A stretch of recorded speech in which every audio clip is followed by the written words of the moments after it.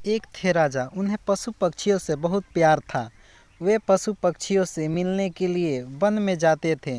हमेशा की तरह एक दिन राजा पशु पक्षियों को देखने के लिए वन में गए। अचानक आसमान में बादल छा गए और तेज तेज बारिश होने लगी। बारिश होने के कारण उन्हें ठीक से दिखाई नहीं दे रहा था। राजा रास्ता भटक गए। रास्ते ढूंढते ढूंढते किसी तरह राजा जंगल के किनारे पहुंच ही गए। भूख प्यास और थकान से बेचैन राजा एक बड़े से पेड़ के नीचे बैठ गए। तभी राजा को उधर से आते हुए 3 बालक दिखाई दिए। राजा ने उन्हें प्यार से अपने पास बुलाया। बच्चों, यहाँ आओ, मेरी बात सुनो। तीनों बालक हंसते खेलते राजा के पास आ गए। तब राजा बोले, मुझे बहुत भूख और प्यास लगी है, क्या मुझे भोजन और पानी मिल सकता है?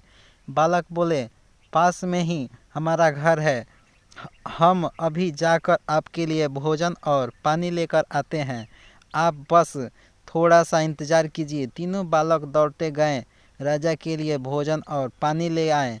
राजा बालकों के व्यवहार से बहुत खुश हुए।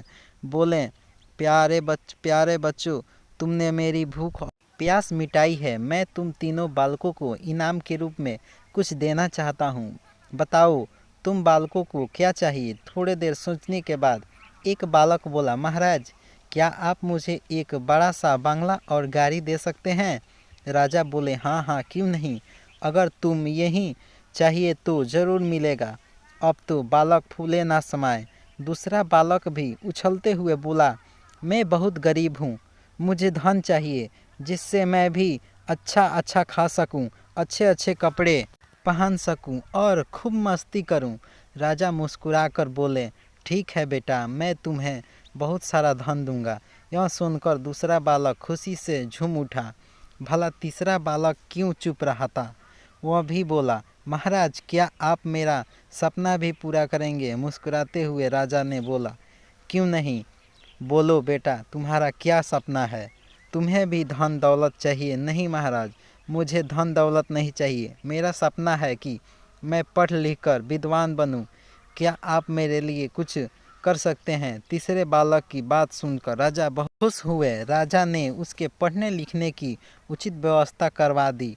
वह मेहनती बालक था। वह दिन रात लगन से पढ़ता और कक्षा में पहला स्थान प्राप्त करता। इस तरह समय बीतता गया। वह पढ़ लिख कर विद्वान बन गया। राजा ने उस राज्य का मंत्री बना दिया। बुद्धिमान होने के कारण सभी लोग उसका आदर सम्मान करने लगे। उधर जिस बालक ने राजा के बंगला और गाड़ी मांगी थी, अचानक बाढ़ आने से उसका सब कुछ पानी में बह गया। दूसरा बालक भी धन मिलने के बाद कोई काम नहीं करता था, बस दिन भर बेफिजूल खर्चे करने के धन को उड़ाता और मौज मस्ती करता। लेकिन रखा धन भला कब तक चलता? एक समय आया कि उसका सारा धन समाप्त हो गया। वह फिर से गरीब हो गया। दोनों बालकों उदास होकर अपने मित्र यानी मंत्री से मिलने राजा के दरबार में गए।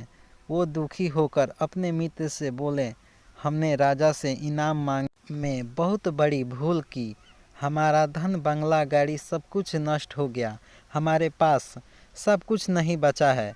मित्र ने समझाते हुए कहा, किसी के भी पास धन दौलत हमेशा नहीं रहता। धन तो आता जाता रहता है। सिर्फ शिक्षा है जो हमारे पास रहती है। धन से नहीं बल्कि शिक्षा से ही हमें धनवान बनते हैं। दोनों बालकों को अपनी गलती पर बहुत पछतावा हुआ। उन्होंने तय किया कि हम भी मेहनत और लगन से पढ़ाई करेंगे और अपने जीवन को सुखी बनाएंगे।